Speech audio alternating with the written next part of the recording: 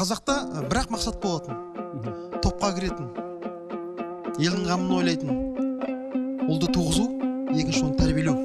Яғни отаншылдық, елшілдік деген әрбір қазақтың жүрегінде берік орныққан еді ол. Қазір өкінішке қарай біз осы бағытты жоғалтып алдық. Әрбір ата-ана ол баланы тәрбиелеймін деген сөз бар ғой. Ол менің ойымша ол бос сөз.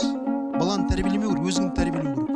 Егер біздің балаларымыз әлсіз, әлжуаз, көзінде оты жоқ, өлімсіреген болып туып жатса, ол сұраныстың жоқтығы. Біздің ата-аналар көбісі баланы менің болашағым, елімнің ертеңі емес, бір салмақ ретінде қарайды да. Өздерінің өмір сүруіне кедергі келтіретін. Әйтеуір туып қалғаннан кейін асырау керек, әкешілік міндет атқару керек деп ойлайды. Амал жоқ.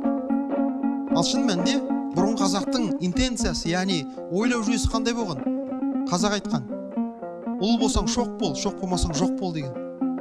Яғни кімнің ішінде оты болса, яғни әрбір ата-ана армандаған, мен отты бала дүниеге келсем деп. Өйткені Абай айтады ғой, ішінде кімнің от болса, қар жауса да сөнеме дейді. Ондай бала ешқандай қиындыққа мойымайды екен. Ешқандай формацияға мойымайды, ешқандай ситуацияға мойымайды. Ол отты бала, ол бұзып жарып, өзінің еліне қызмет ететін үлкен азамат болады екен. Сондан әрбір үйленетін адам өзін тәрбиелеу керек. Мен дайынмын ба әке болуға, мен дайынмын ба шеше болуға.